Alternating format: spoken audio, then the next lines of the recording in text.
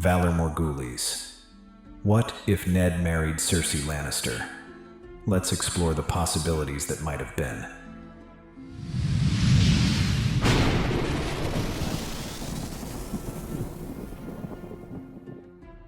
The grand halls of Casterly Rock gleam under the golden glow of countless candles.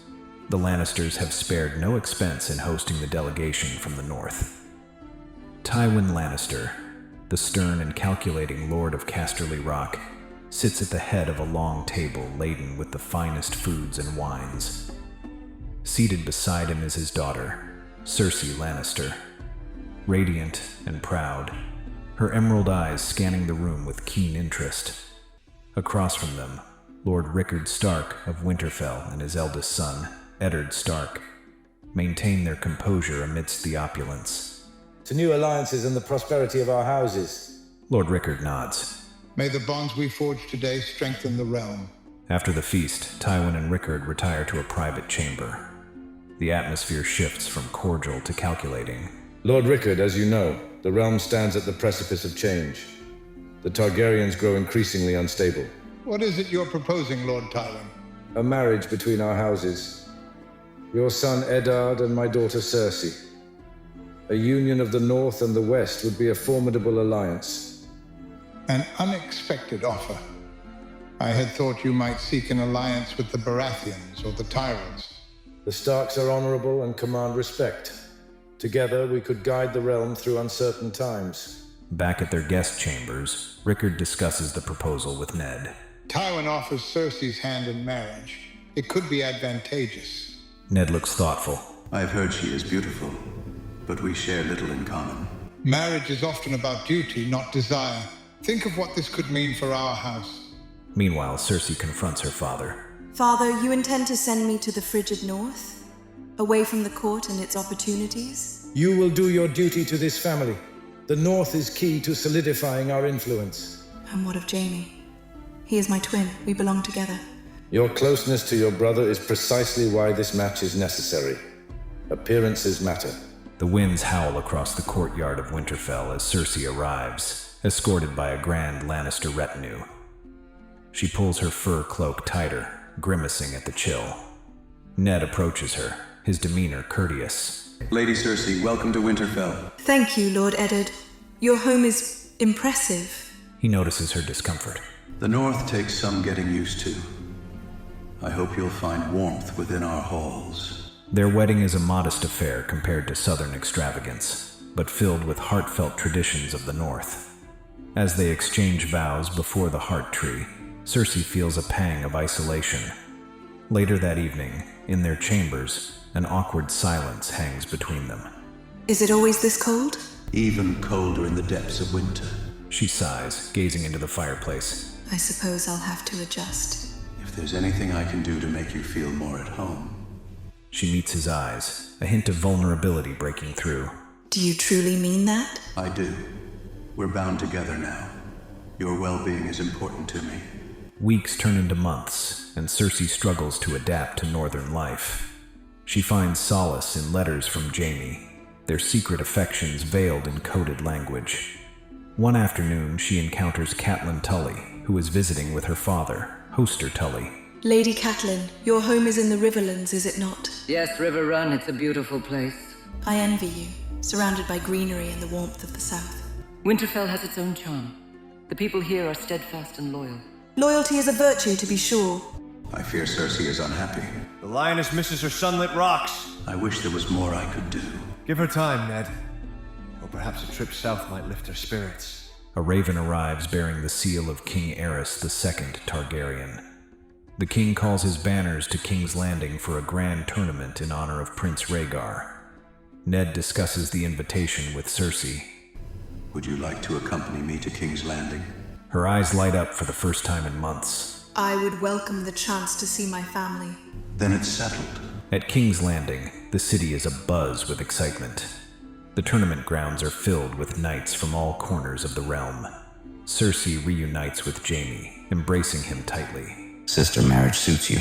Does it? I'm not so sure. Perhaps we can find time to catch up. We must be careful. The tournament proceeds with much fanfare. Prince Rhaegar emerges victorious in the joust, unseating all challengers. As per tradition, he is to name the Queen of Love and Beauty. Rhaegar rides past his wife, Princess Elia Martell, and places the crown of winter roses in the lap of Lyanna Stark, Ned's younger sister. Gasps ripple through the crowd. Ned's eyes widen in shock, while Cersei observes with a calculating gaze. That evening, Ned confronts Lyanna. What were you thinking, accepting that crown? I didn't ask for it. Rhaegar made his choice. Perhaps the prince was merely being courteous. Courteous or not, it was inappropriate. Emotions run high at such events. Best not to let this slight overshadow the festivities. Rumors swirl about Rhaegar and Lyanna. Cersei observes the unfolding drama with keen interest. She meets privately with her father. Father, have you heard the whispers about Prince Rhaegar and Lyanna Stark? I have. It could destabilize the realm. And how might we use this to our advantage? Information is a weapon. We shall wield it when the time is right. Meanwhile, Ned speaks with his close friend Robert Baratheon. If Rhaegar has dishonored your sister, I'll have my revenge. We must tread carefully. Confronting the Crown Prince could have dire consequences. Consequences be damned. No one wrongs those I care about. Upon returning to Winterfell, tensions remain high. Lyanna becomes increasingly distant, often slipping away on solitary rides. One morning, she disappears without a trace. Panic spreads through the castle.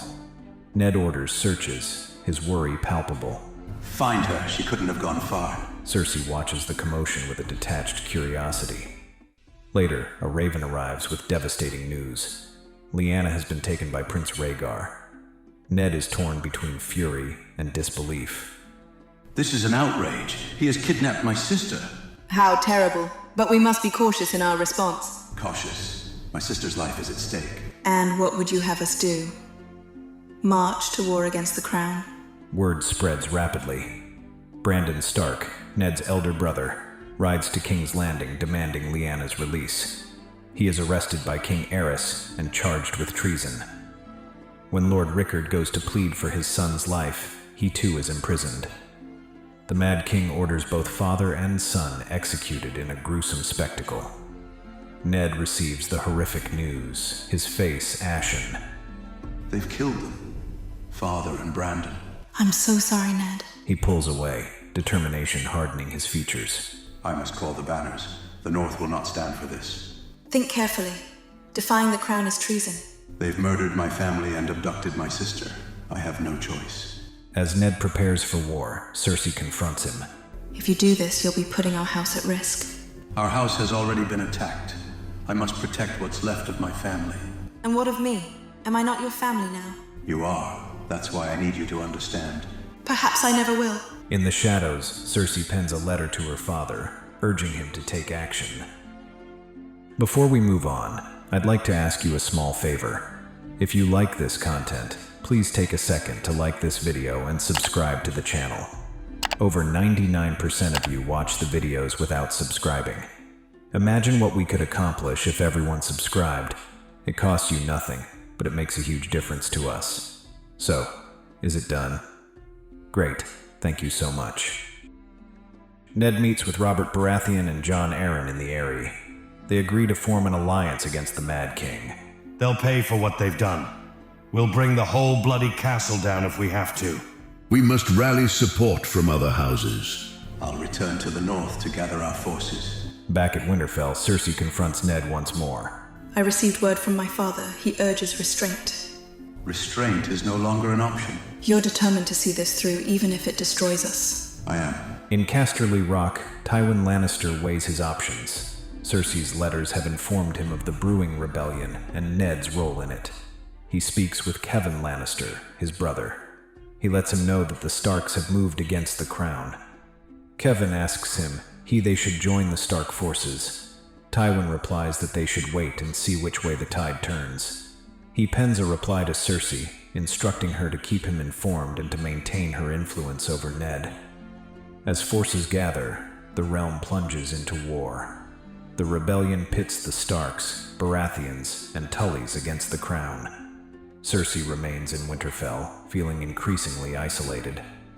She receives a visit from Maester Lewin.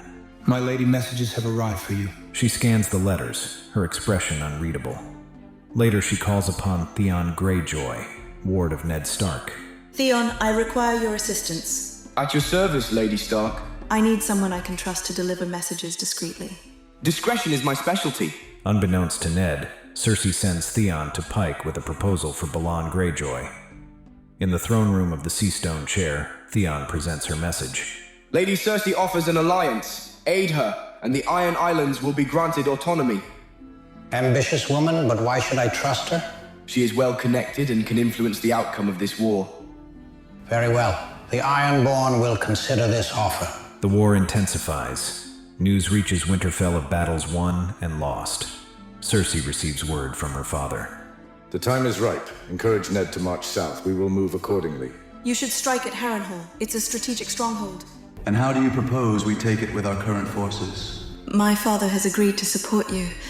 The Lannister army will join your cause. Why would Tywin side against the crown now? Perhaps he sees the wisdom in our cause. Together we can end this war swiftly. Ned deliberates with his advisors. An alliance with the Lannisters could turn the tide. Can we trust them? Lions are not known for their loyalty. Ned weighs his options. We need the support. If Tywin is sincere, we cannot afford to refuse. He sends a raven to Tywin, accepting the alliance. As the combined Stark-Lannister forces move south, they receive news of Robert Baratheon's forces engaging the royal army at the Trident. Ned hastens to join them, but upon arrival, they find devastation. Robert lies mortally wounded. Ned rushes to his friend's side. Robert, stay with me. Robert coughs weakly. Ned, the throne. Mustn't fall to them. Ned grips his hand. I won't let that happen. As Robert passes, Tywin's forces suddenly turn on the Stark troops. Chaos ensues. Ned realizes with horror. We've been betrayed. Tywin Lannister's trap springs shut. His forces decimate the weary Stark army. In the midst of battle, Ned confronts Jaime Lannister. So this was your father's plan all along? You can't fault us for playing the game well. They clash swords, sparks flying. Meanwhile, Cersei watches from a distance, her expression unreadable. Ned is captured and brought before Tywin. Eddard Stark, you are charged with treason against the crown. It is you who have betrayed the realm. The realm needs strong leadership. Your rebellion threatened its stability. Father, perhaps mercy would serve us better. Mercy is a weakness we cannot afford. In the dungeons, Ned awaits his fate. Cersei visits him. I never wanted it to end this way. He looks at her with a mix of sorrow and anger. You played your part well. It was for my family. Surely you understand that. At what cost, Cersei? Honor? Loyalty? Those are luxuries in this world. Word of Ned's capture spreads like wildfire across the Seven Kingdoms. In Winterfell, Benjen Stark rallies the remaining forces. Our lord has been betrayed. We cannot let this stand. The Northern Lords gather in the Great Hall. We'll march south and free Ned ourselves. Roose Bolton interjects calmly. Charging in blindly will only lead to more deaths. We need a strategy. You're right. We must secure alliances. The Riverlands, the Vale, they may join us. Messages are dispatched, calling on old oaths and shared grievances against the Lannisters and the Crown. In the Vale, Lysa Tully, now married to Jon Arryn, receives Benjen's plea. Her sister, Catelyn Tully, is with her. They've taken my brother-in-law. We must help. The realm is in chaos, but honor compels us to act. He sends ravens to muster the Knights of the Vale. Meanwhile, in Riverrun, Hoster Tully grapples with the decision. Aligning against the crown is dangerous. Catelyn, having traveled to plead her case, argues passionately. Father, they executed Brandon and Lord Rickard. Now they've imprisoned Ned. We cannot stand by. Hoster sighs. Very well. The Riverlands will join the North. Back in King's Landing, the small council meets to discuss the brewing rebellion. The Starks rally support. This could escalate. Varys, the Master of Whisperers, adds. Whispers suggest the Vale and Riverlands are mobilizing. King Aerys, growing more paranoid, snaps. They are all traitors. Burn them all. Your Grace, a show of force may be necessary to quell this uprising. And you'll lead the army, Tywin? Perhaps you seek the throne for yourself. I live only to serve the realm. Cersei visits her father. Father, the North and its allies grow bolder. What is our next move? We must eliminate the Stark threat decisively. With Ned imprisoned, their morale is vulnerable. And what of Ned? Is there no way to persuade him to our side? His honor is inflexible. He won't yield. His execution would serve as a warning. Perhaps there is another way. You have a plan. Let me speak with him once more. In the dim light of the dungeons, Cersei stands before Ned's cell. Come to gloat further. I've come to offer you a way out. And what would that be? Pledge fealty to the crown. Publicly denounce the rebellion and you'll be spared. We can return to Winterfell and rebuild. You ask me to betray my allies and my honor. I'm offering you life, Ned, for you, for our future. Our future? Do you speak of our marriage or something else? I am with child. Is this true? Yes. Think of our child. Do you want them to grow up without a father? He turns away, conflicted. Alone in his cell, Ned grapples with his choices. Visions of his family flash before him. His siblings, his friends, and now the possibility of a child with Cersei.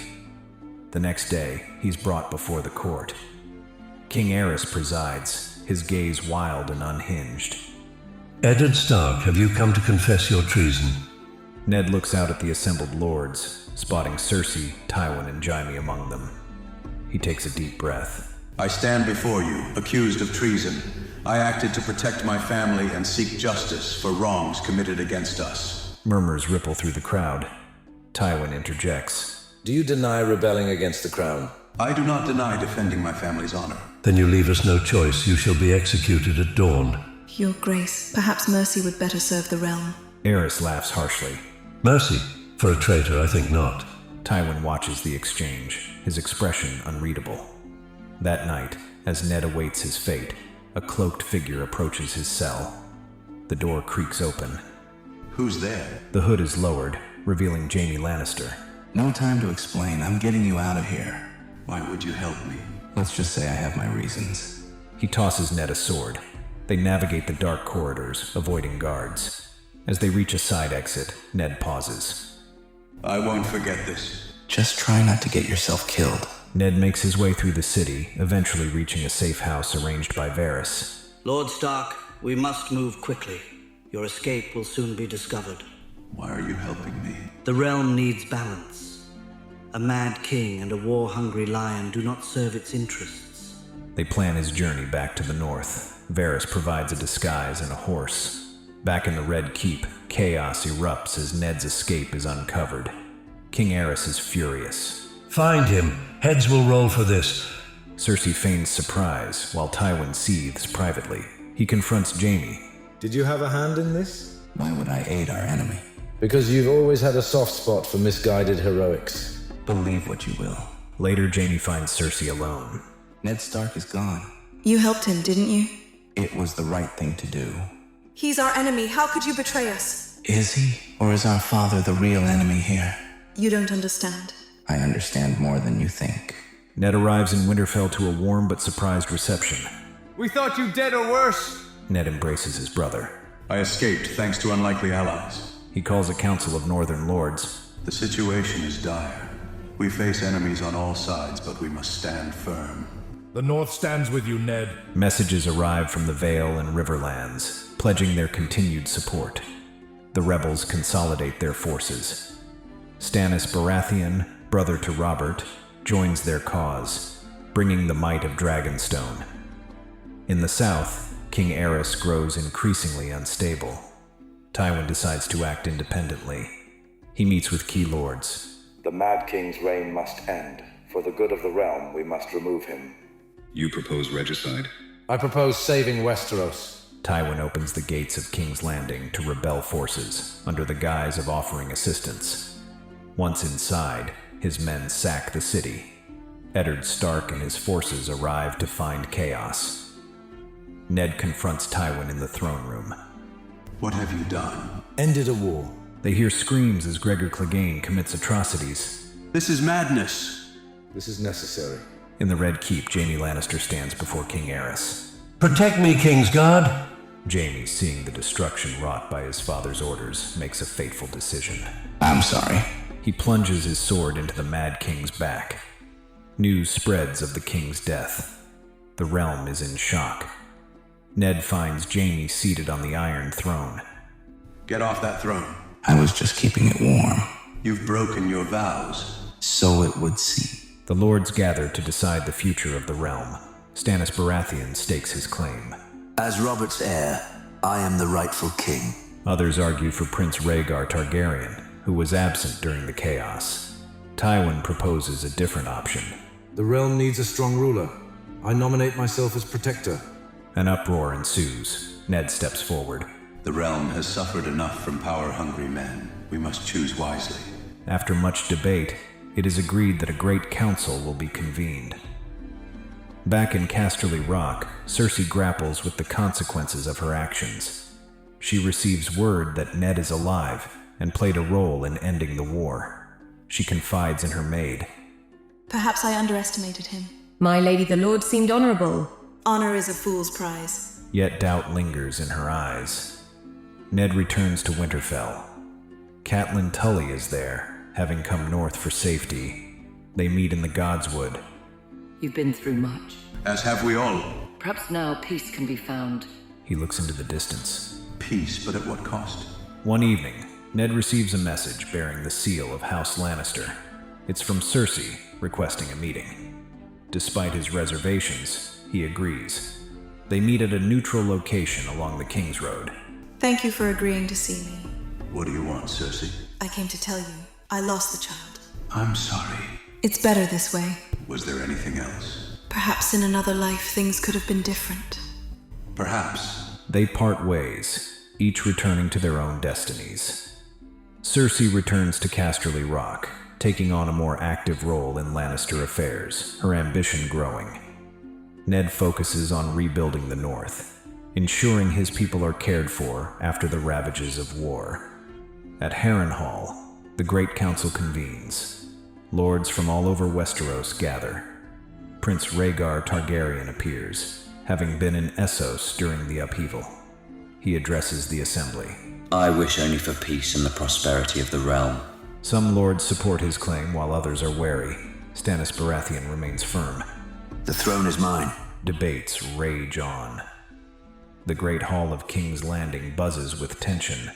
Lords and ladies murmur among themselves as they await the commencement of the council to decide the fate of the realm. Suddenly, the grand doors swing open, and a hush falls over the crowd. Announcing Prince Rhaegar Targaryen? Gasps ripple through the hall as Prince Rhaegar Targaryen, thought dead or in exile, strides in confidently. But the greater shock comes when Lyanna Stark steps in beside him, her arm linked with his. Eddard Stark rises from his seat, disbelief and relief warring on his face. Lyanna, you're alive? I am, Ned. Rhaegar addresses the assembly. Lords and ladies, I have returned to claim my rightful place and to bring peace to the realm. Lyanna Stark and I are wed, and together we can heal the wounds of war. Your actions ignited this conflict. Why should we accept you now? Because I offer unity. The war has cost us all dearly. Let us end it here. In a private chamber, Ned confronts Lyanna. Did he force you? Were you taken against your will? No, brother.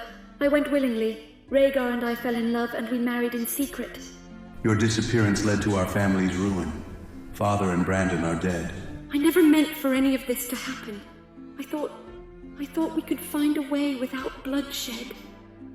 The damage is done, but perhaps now we can find a way forward. Meanwhile, Cersei observes from a distance, her emotions a complex mix of jealousy and intrigue. A council is convened with the major players: Rhaegar, Lyanna, Ned, Tywin Lannister, Stannis Baratheon, and others. Prince Rhaegar, your return complicates matters. The throne is vacant and the realm is in turmoil. I am prepared to assume the crown and restore order. You expect us to accept you after the chaos you've caused? I understand your reservations, but as the rightful heir, I am best positioned to unite the Seven Kingdoms. Perhaps an alliance is in order. A marriage between houses to solidify the peace. Father? Prince Rhaegar is already wed, but alliances can take many forms. I propose that the realm recognizes my marriage to Lyanna Stark. In return, I will appoint trusted lords to key positions, ensuring all regions are represented. And what of justice for my father and brother? Their loss weighs heavily on me. I offer the North autonomy in governing its affairs as recompense. The following days are a flurry of activity as preparations begin for Rhaegar's coronation. In a secluded corridor, Cersei confronts Ned. So your sister returns and all is forgiven. Forgiveness is not so easily granted, but peace is necessary. And what of us, Ned? Where do we stand in this new order? Our marriage was one of duty, not love. Perhaps it's time we acknowledge that. You would cast me aside? Number, but perhaps we can find a way to live our lives separately, amicably. Do as you wish. Meanwhile, Tywin meets privately with Stannis. You are dissatisfied with Rhaegar's return. He cannot be trusted. Perhaps there is a way to address our mutual concerns. The day of Rhaegar's coronation arrives.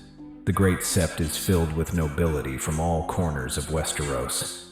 As the crown is placed upon his head, King Rhaegar I looks out over his subjects, determination etched on his face. After the ceremony, Ned approaches Rhaegar. Your Grace, I hope you will honor your promises. I will. The North shall have the autonomy it desires. We can begin anew, brother. Perhaps. In the shadows, Cersei watches the Starks with thinly veiled resentment. Tywin approaches her. Patience, daughter. Our time will come. I'm tired of waiting. We must be strategic. The realm is watching. Elsewhere, Stannis gathers his loyal men. I will not bend the knee to a usurper. The true fight begins now. The story concludes with the realm at a crossroads.